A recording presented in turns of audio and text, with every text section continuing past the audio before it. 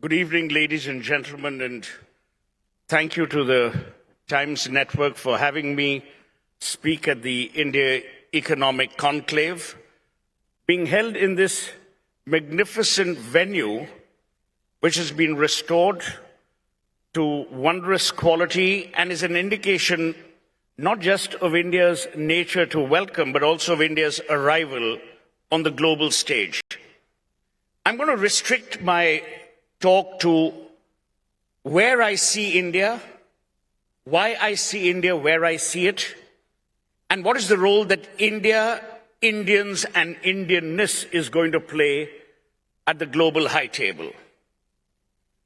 Never in the history of India has India across the world been treated with greater respect, with greater reverence, and most importantly, with greater relevance.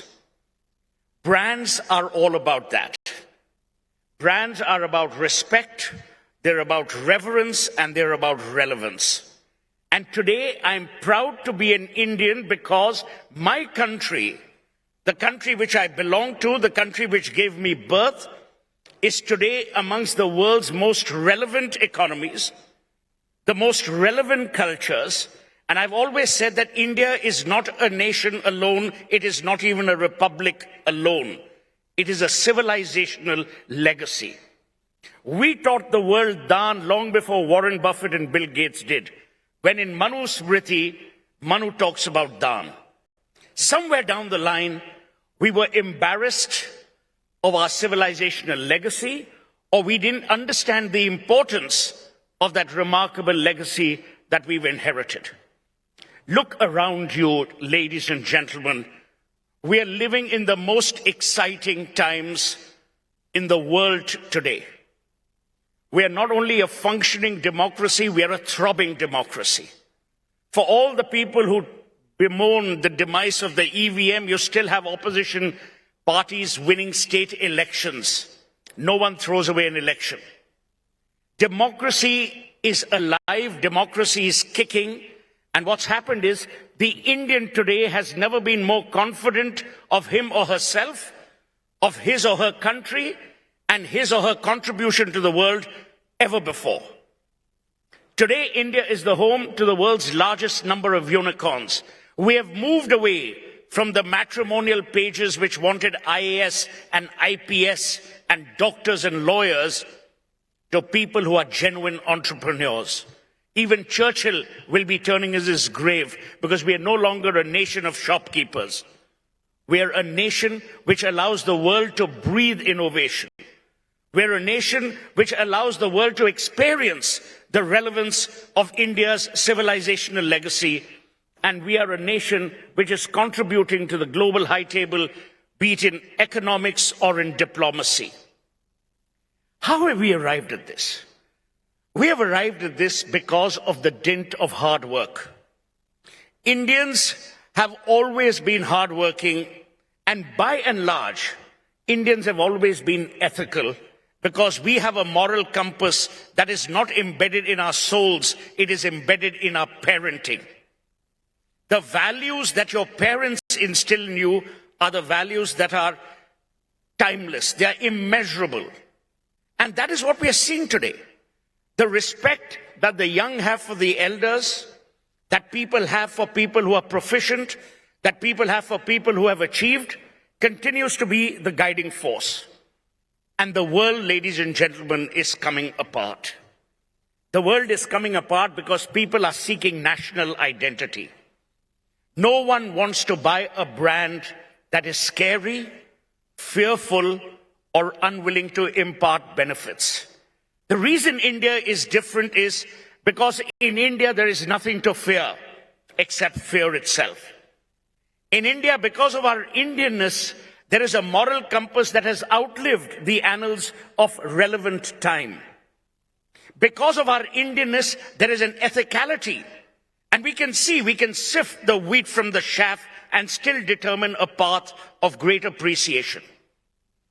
I'm not a political person at all. I, by the way, hate all political parties, but I'm deeply proud of my Prime Minister. And I'm proud of my Prime Minister because he's making things happen. If the opposition leaders made things happen, I'd be proud of them too. I'm proud of every political leader who's making things happen. And we've got to get away from this constant belief that, oh, are we good enough? I'm not being arrogant when I say this on behalf of 140 million people, but I can tell you today that India has every right to be confident. India has every right to succeed.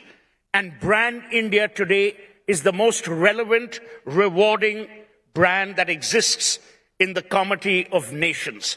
And that's what we've got to appreciate. We've got to change the imprint of our education, which is why these conclaves are important. Which is why I'm delighted that the Times Network takes the time out to infuse not just confidence, but a sense of realism and a sense of context. So let's look at the context for a change. Who are we pitted against? Narendra Modi has said we'll be the world's third largest economy. And we will.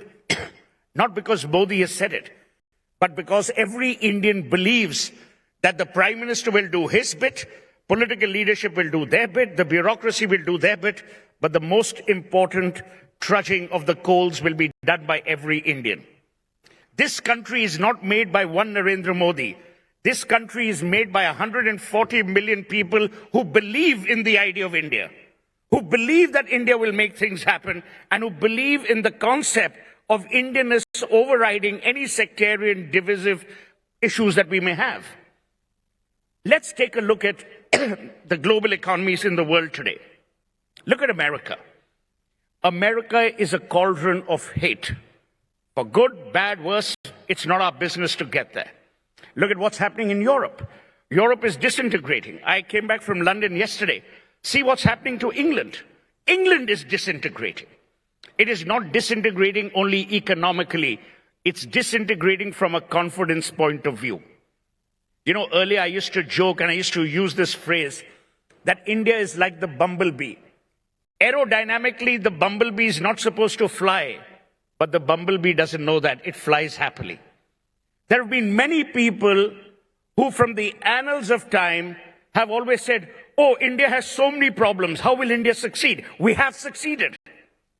We have succeeded in a democracy with acute diversity. We have succeeded in a nation which has more languages than humankind knows. We have succeeded in becoming a country that respects democracy and that respects the rule of law. We have become a country where the young and the old, the infirm and the healthy coexist in a manner of great respect for each other and for what we are. And that, to my mind, is the important thing. So when you talk about, will India be a bankable brand? India will be the world's finest bankable brand. Because ultimately, bankable brands are not about what they bring to the party. It's about the value they add to the nation that they come from and to the world that they are part of. And in both respects, personally, I'm delighted. You know, I have a 5-year-old child, Gayatri, and when I look at her and I look back and I say to myself, what a brilliant time to be growing up in India. When you are surrounded by people who are finally confident, when they're not enslaved to one thought, to one ideology, but because of communication, because of media, because of the implosion of social sciences, they can actually choose. Today, my country has given me the choice to work, to live, and that is a choice that very few countries today offer because of various reasons. Today, my India allows me to say what I can and do what I can within the purview of the law, because that's the essence of freedom. Freedom is not defined by terms like democracy and, socialism and all that stuff. The ultimate freedom is what Tagore talked about. It's the freedom of the mind. And today, whether it's the Prime Minister, whether it's chief ministers, whether it's teachers, whether it's media people, they have allowed the average Indian to think. They have made the Indian unfettered. We are no longer chained to some slavish mentality that we had inherited. And that, to my mind, is the biggest benefit of this brand. I'm 61, may have 10, 15 years to live. But let me tell you, in those 10, 15 years, this country will be unrecognizable. Will we be economically powerful? Yes. Will we be a great nation of talented people who are actually conquering the world? The answer is yes. But what we will also remain is a rooted nation. We will remain rooted to our values. We will remain rooted to our civilizational legacy. And above all, we will remain rooted to the idea of India. And the idea of India is timeless. Indianness is timeless. What we have inherited is timeless. And I believe that when you look around nations, many of them are recent. America's a recent country. So I'm not looking at India in the context of, oh, what will our GDP be? What will this be? What will that be? No. I want our happiness index to increase year after year.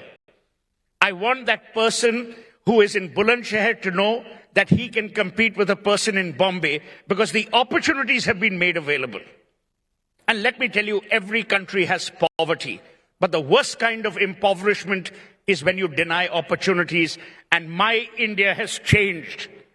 Today we have the opportunities, we have the wherewithal, we have the courage, we have the confidence, and most importantly, we have the desire to succeed. And you cannot stop an idea when its time has come. And today, it's ironic, and there's no pun intended, we are in times of India where the idea of India is going to be unstoppable. And I'm grateful and I'm delighted that we have so many people here in this hall. We have millions outside who have the same belief, the same sense of purpose, and the same sense of giving back. Because that's what we will be proud of. That's what your children, your grandchildren will be proud of. And that's what my late parents would be proud of in heaven. That we are contributing to nation building. We are contributing to the idea of India. And we are contributing to continuing to make India the world's finest, most relevant, revered, and respected brand. And I've just been told my time's up. Thank you so much.